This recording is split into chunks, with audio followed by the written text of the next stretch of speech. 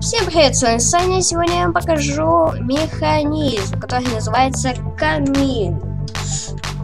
Для этого нам понадобится кирпичи, адский камень, ликвид поршень, газ-датчик, красная пыль, красный факел, рычаг, железные прутья и, конечно же, огненные шаринки.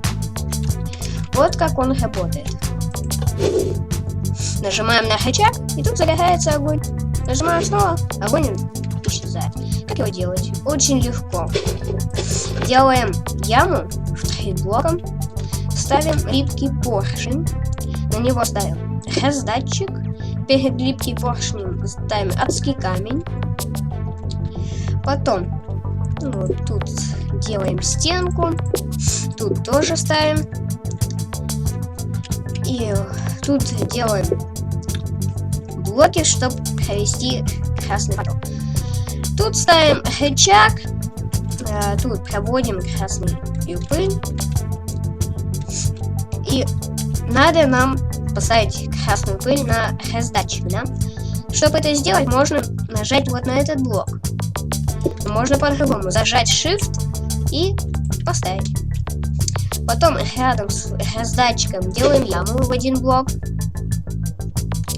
и ставим redstone. Потом ставим на газ-датчик красный факел. Можно сделать так: нажать на красную пыль, он поставится. Можно зажать Shift и поставить. Вот. Потом заделаем под камин. Так, тут ставим железные прутья и заполняем датчик огненными шарами.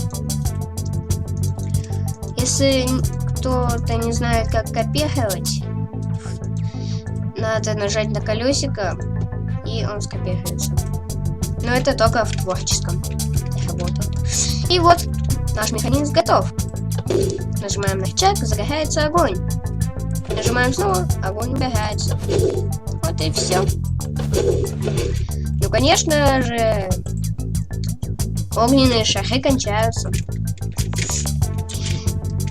Что ж, всем пока, с вами был Саня. Подписывайтесь на канал, ставьте палец вверх, пишите комментарии и все остальное. Это мое видео было по механизмам. И вообще самое первое. Ну, всем пока.